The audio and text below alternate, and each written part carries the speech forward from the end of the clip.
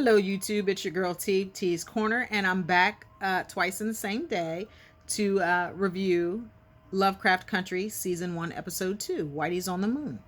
And Whitey's on the Moon is the title of a poem by Gil Scott Heron. And remember, I said that because we'll come back to it later. In the episode of Whitey's on the Moon, it picks up, as you recall, at the end of Episode 1. Uncle George, Tick, and Letty had just arrived at the Braithwaite mansion and were greeted, and Tick was welcomed home by William. And so at season 2 picks up with the theme song of the Jeffersons playing, and Uncle George and Letty dancing around their rooms. Letty has all of these beautiful clothes in her closet. Everybody's cleaned up. They've gotten out of their bloody garb, and the thing that Uncle George has is all of his favorite books. His room's like a little library. So while they're dancing and moving on up, Tick is in his room. He's also cleaned up and changed his clothes, but he's pondering the events that happened prior to them arriving at the Braithwaite mansion. So that's where we pick up season 1, episode 2, Whitey's on the Moon. As Tick is thinking back to, what went down the previous night, a bell starts to ring and sounds like an alarm, and they all come out of their rooms. Well, not they all. Tick and Uncle George step out into the hall, and he's like, "Is that alarm?" And Uncle George says, "Well, don't nobody seem to be alarmed." So he was asking Tick if he had a library and naming all the authors that were in there. And he said, "I could stay up here and read all day." And Tick said, "I wonder if that's the point." And then Letty steps out in her riding uniform. I don't know what you would call it. That's just what I attribute it to, like people who ride show horses. Looks amazing.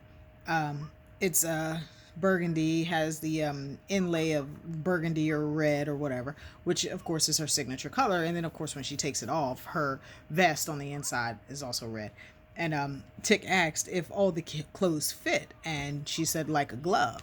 And he's kind of alarmed that they don't find this alarming.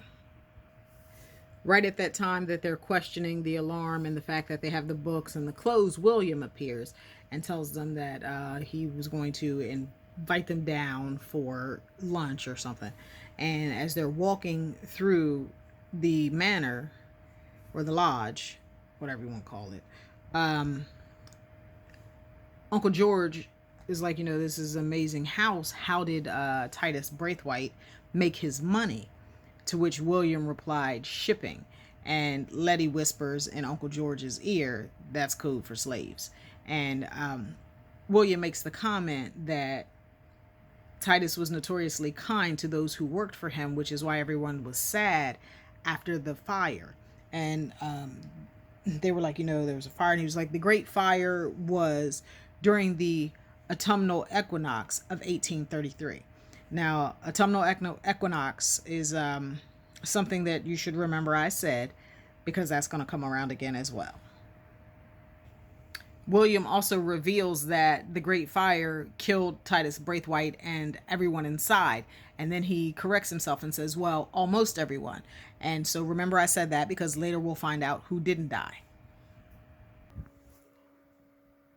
After William escorts them out to the lanai for brunch, I guess it is at this point, Letty gets the little bell and rings it. And Tick looks at her like she has lost her damn mind. It's like, what are you doing? And she said, what? I need salt. White folks don't be seasoning their food. And he was like, are you serious? You parading around here in these clothes? Like, I don't even understand how you can eat after what happened last night. And she said, well, because I don't. And then she realized that she did not remember what happened last night. And so they went to Uncle George, who also didn't remember what happened. So the entire episode with the Shoggoffs was wiped from their memory. And so he's explaining it to him, and he's getting hype. Tick's getting hype. Like, y'all don't remember this and y'all don't remember that. And Uncle George shakes his head and then says, we're being watched. Sit down. And they were like, okay, well, you guys search the ground. Tick says, you guys search the grounds. I'm going to search the village. And Letty was like, we are not separating. Uncle George says, she's right. We stick together, keep our heads down. Maybe we can find out something. And they've been treating us real nice, and we're not going to give them any reason to do otherwise. And then, because Tick had asked the question, when have you ever been in a white man's home and he not tried to get you out in 0.5 seconds? It's like, and Uncle George agreed that there must be some reason that they were trying to keep them there. So then they go off into the village. And while they're going into the village, Tick has walked ahead of George and Letty. And Letty's telling George, like, maybe he's shell shocked, got PTSD or something, because he's talking about monsters. And he was like, it's none of that. It ain't got nothing to do with the military, ain't got nothing to do with no war. I know what I saw. And as they're going into the village and they're having this conversation, you see children playing in the village, and they're kind of doing like a maypole thing with ribbons. And the ribbons are all red as they run around the tree and kind of wrap the tree up in the ribbon. While they're arguing about whether or not Tick has shell shock, he hears the whistle that he heard the night before that called off the Shoggoths, and he runs towards that whistle, where he encounters someone whom they assume is the jailer, because there's only that one stone building in the entire town, and she has keys. And she said, why would you think that? And she said, we get animals. And in comes the double entendre. She says, Uncle George says, yeah, we were told about the grizzlies in the area. And she said, no, we don't get very many grizzlies, but we get black bears. And the blacks are smart enough. She said they're smart, but they're not smart. And she wasn't really talking about bears. She was talking about them in particular and black people in general. And while she's explaining, she says, they say we're guests, of Mr. Braithwaite. She said, you don't look like the type to be guest of Braithwaite. And while he's talking, Uncle George is getting a look into the silo or the jail. And she says, you might want to get back up to the lodge because you don't want to be caught out here after dark, which I don't know if that triggered a memory for him or not. But he said, yes, ma'am, and walked on off. And as he's walking off, he's explaining how there is the cement floor and a trap door and everything. And they've come to the conclusion that that is where they're holding Montrose hostage.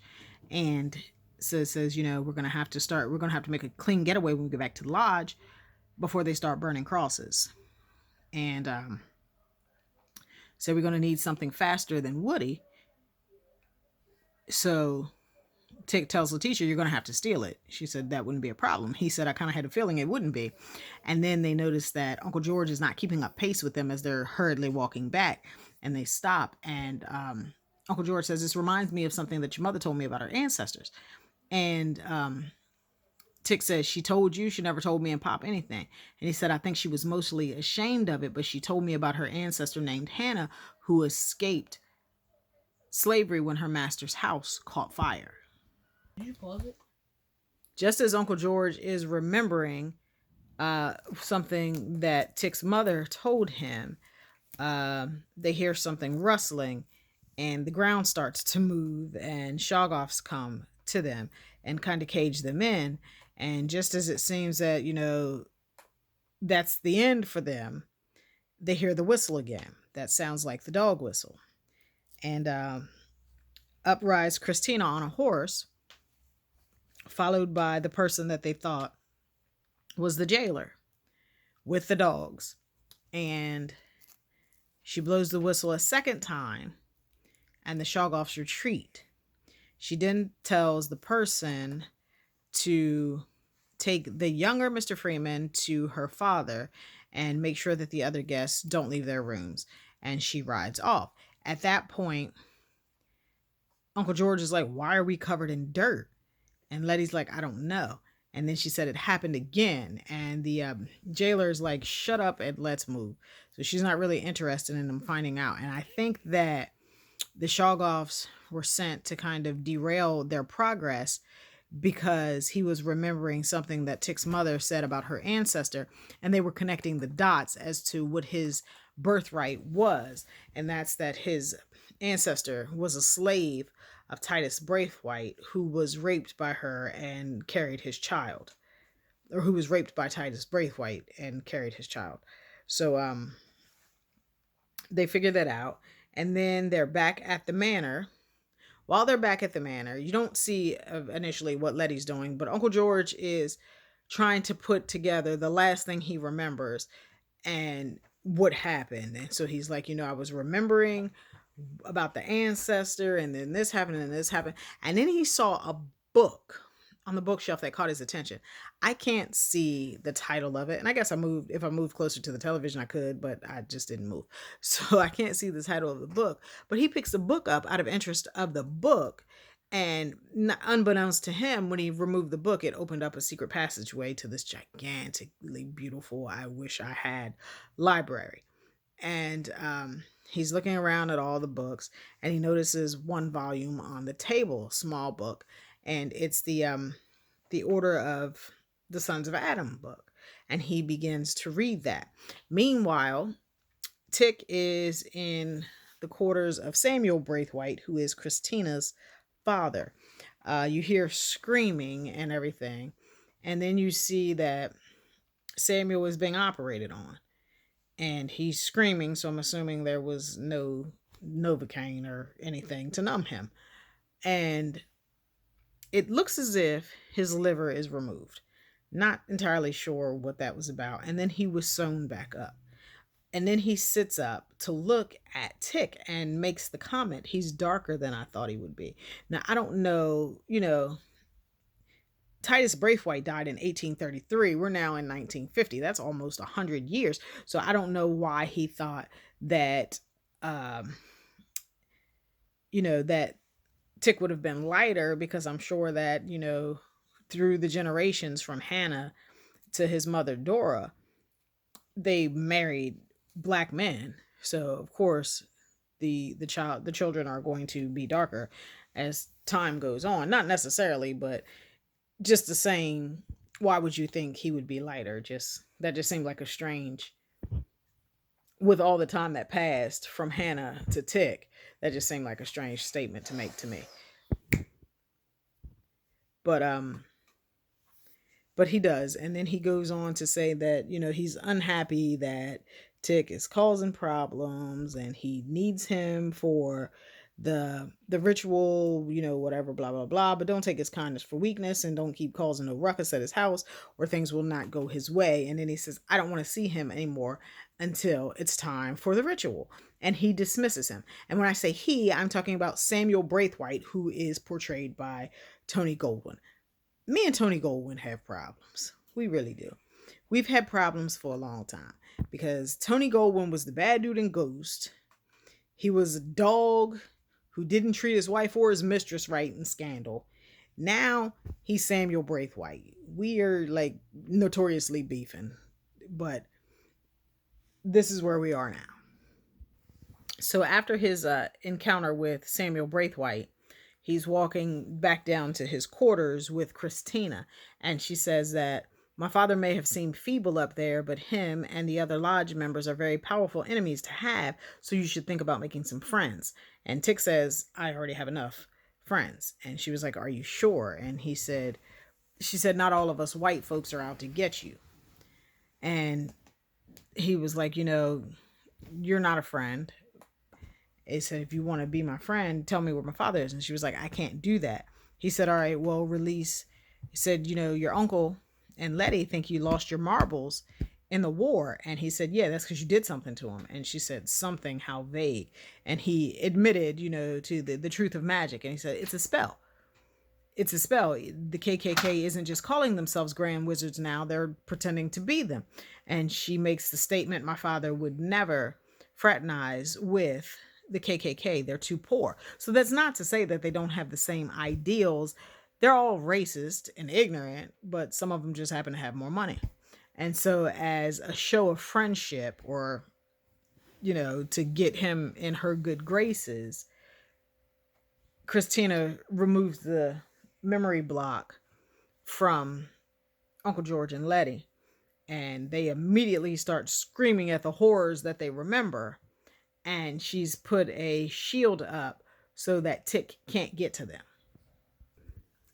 After Christina frees the memory for George and Letty, and Tick learns that he's locked in and can't help them, he closes the door and goes on inside of his room.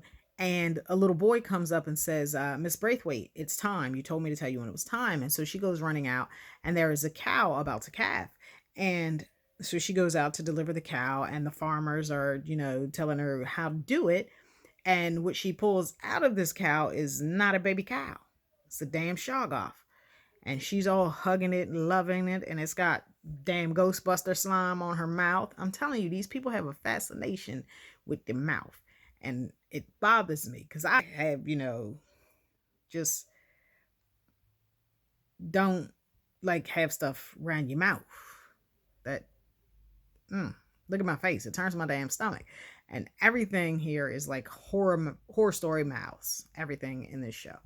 So she has this baby shoggoth and she's, cuddling it and whatever. And then you see Letty, who has found a knife or a letter opener or something, and she's trying to break out of the room.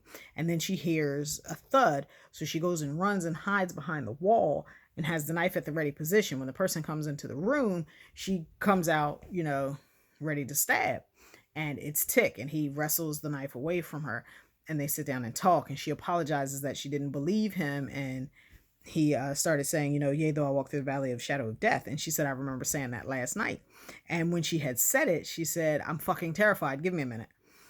And then she said the last time that she'd remember saying it before then, she was a kid and her mother had left home and didn't come back for a week. And she said that as some kind of prayer or mantra to get her mother to come back. And that she was terrified at that point too. So Tick tells her that he just wants her to know that he would never abandon her, and he kisses her hand, and then that leads to them kissing and pan out and around the corner, and Tick's in his room. So who the hell's in the room with Letty? This is when it starts to get creepy. So while Letty thinks that she's pouring her heart out to and making out with Tick, real Tick is in his room tapping out some Morse code on the wall to Uncle George that spelled out wizards to let him know what they were dealing with. And then he hears a tick inside his room, and then a gun cock. So he jumps for cover, and out pops the little Chinese lady, or the Korean lady. She's not even Chinese. The Korean lady in a Korean military uniform shooting at him. And then you realize that the lady who has jumped out of the closet who's shooting at him is the same lady who was the Red Princess of Mars. And then he says her name, so we learn that it's Gia. And Gia is shooting at him, and he's trying to defend himself while not hurting her and saying, I'm not going to fight you. And while this is not real, it's real. And so even though these are figments of their imagination, Letty is clearly making out with not Tick, and Tick is clearly fighting not Gia, and she is definitely cutting him and he's bleeding. And so after a while, and him trying not to fight her, she stabs him in his shoulder, and he's like, God damn it, and he starts whipping her ass. And so while all of this is going on, they bang up into the wall, which alerts Uncle George. So now Uncle George is like, the heck's going on? So he goes to remove the book. And now I knew that the book is called The House on the Borderland or something like that. And it says it's a story.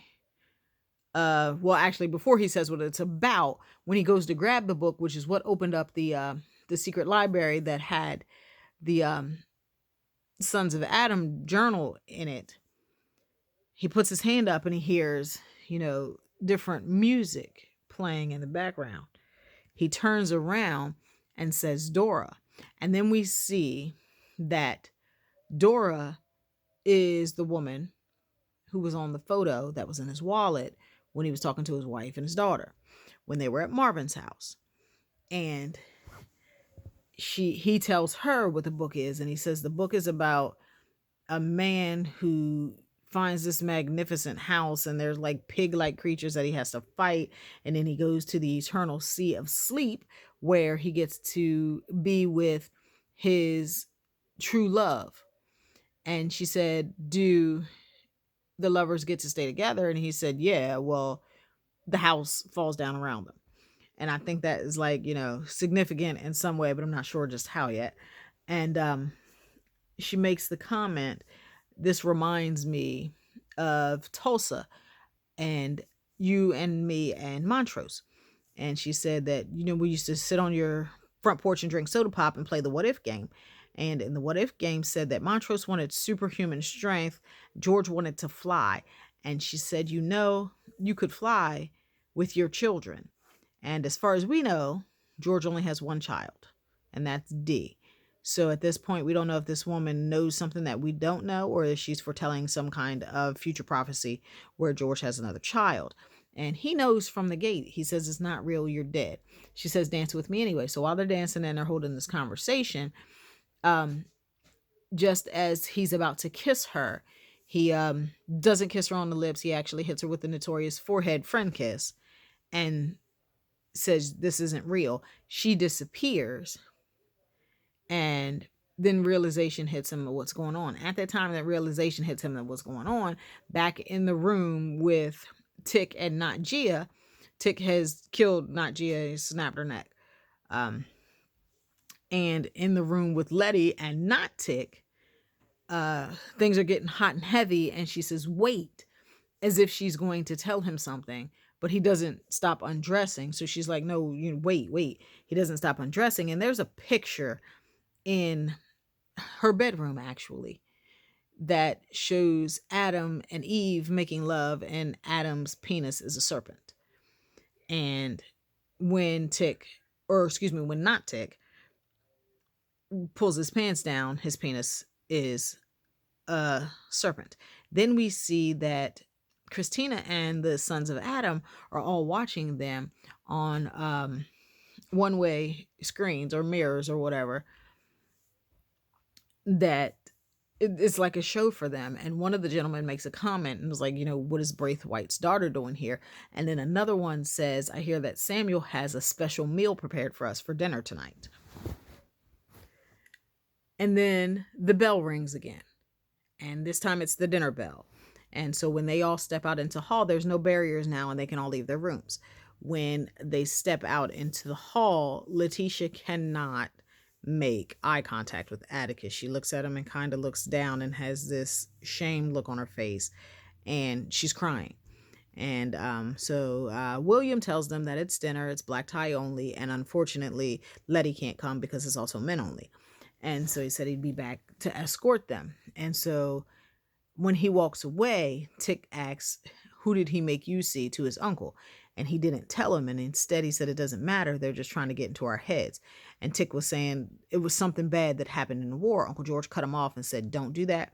You were a good boy. You were an even better man. Don't you let them get in your head and make yourself think you're less than you are. And then he tells Letitia, they're just trying to get in her head. They're trying to make us scared. He grabs her hand, he pulls her over, and he says, but Letitia fucking Lewis, don't get scared, right? And she says, yes, sir. And so the guys get dressed for dinner, and they go down to the chow hall, banquet hall, whatever. As they come into the dining hall, the sons of Adam are, kind of perplexed to see two black men come in. And they're not particularly thrilled about it. And William says, don't worry about the others. Just because they don't want you here doesn't mean that you're not supposed to be here. And in walks Samuel Braithwaite. Now it's black tie only, but he come out in his wizard house coat and says that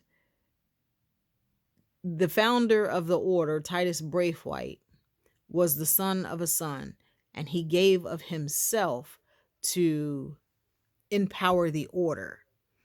And he says, so tonight I give of myself. So I was correct in saying whatever was removed from Samuel Braithwaite, which I think was a kidney, was served to the sons of Adam for dinner. And so when George and Atticus are served their plates and Uncle George leans forward to look at it, Tick grabs him and was like, don't eat that. So they are eating his liver. One thing that I forgot, before they were escorted down, after Uncle George bolstered them back up, he said, I found something that might help us get out of here. So after Tick tells him not to eat whatever's on his plate, Samuel says, I thank you all for being here. And Uncle George jumps up like, don't thank us. We ain't even want to be here. and he talks about them being members of the Order of the Ancient Dawn and what the bylaws say. And because Tick is a direct descendant of Titus Braithwaite, the power that he has in the Order. And then it comes in that little nugget of Black history. As he's talking about the Ancient Order, he says, I have a little bit of knowledge about that because I am a Prince Hall Freemason. And he asks them if they know who Prince Hall is. And he says that he was an abolitionist who wanted to join the Masons and he wasn't allowed to because only white men were allowed to join the Masons. So he started his own order. After Uncle George gives the information that he learned from reading the book on the order, Tick orders everyone to leave the room except for Samuel. And then once everyone's gone, he orders Samuel to release his father to him. And Samuel was like, I'm not a zealot. I believe in this as much as I need to believe in it so that they believe. But don't take your usefulness for being indispensable because I will get rid of your ass. And walks out. And so they go back to the tower and to look for Montrose. When they go to the tower, the jailer or the gatekeeper or whatever, she comes down and has him at a gun and said, just like I said, blacks aren't that smart. And so she's talking shit about how her dogs are going to have a good treat tonight. And Letty comes down with that shovel and bashes the shit out of her head with the handle of the shovel. She then, bam, slams into the wall, rolls down the stairs. And they're like, Montrose is not there, but they find his flask. And then George remembers The Count of Monte Cristo, which is his favorite book. And he's dug a tunnel out. So they meet him at where the tunnel ends. They meet him there. And he's upset that they're there. Like, what are you doing here? We came to save you. He's like, I ain't need y'all to come save me. At this point, Letty's like, are you fucking kidding me? Is this guy for real? And Tick says, you wrote for me to come to you. And he says, boy, we ain't spoken 5 years. You don't ever listen to me. Everything I tell you, you go against. And this is the time that you choose to listen to me. At this point, Letty says, can we please get the fuck out of here? And they go to the car. Now, they've stolen Christina's Bentley. And I've learned that the car's a Bentley because Tick said it. So it's not a Rolls Royce. Or is it? I don't know. Maybe Rolls Royce owns Bentley. I don't know. I don't do cars. So they get in the car and they're driving off. And as they're driving off, they're sharing the information that they know. And then they hit this force field, which crumbles the car like an accordion, bounces them all around. As they get out of the car, Tick crawls out first, and then Montrose, and then Letty stands up and gets out of the car. When she stands up to stretch out of the car, she's shot and she dies. And then Samuel says, because you're a son among sons, I will give you the option of who gets to survive your error in judgment. And then Tick immediately looks to Uncle George and Samuel shoots him. And then it cuts to Tick getting washed and prepared for Samuel's ritual. And what's his name? Marilyn Manson's Killing Strangers is playing. And the lyrics are, we're killing strangers so we don't kill the ones we love. While Tick is getting prepared for the ceremony, Letty wakes up from being dead. So she doesn't wake up. She actually comes back to life. And she completely loses her shit, which is natural. And so she goes in the bathroom and she's cleaning up and she's looking for the bullet wound that is no longer there. And she ends up in the corner doing that Miss Sophia rock. And first of all, she nails it. It is so fucking real and believable. But two, I totally understand that because that is where I go when I'm just overwhelmed and shit don't make no sense. I'm in a corner somewhere rocking like Miss Sophia. So I totally appreciate that. And as Letty is still in the bathroom trying to get herself together, the Freeman brothers are talking. And he says, why don't you try to open that window so we can escape? And then he says, at least get the girl out of here. And Montrose replies, she doesn't seem like the type to do what people tell her to do. Said she reminds me a lot of Dee. And George says, how come you never drew with her? You used to draw all the time. Montrose says, no, I didn't. He said, yeah, you did. You used to draw those beautiful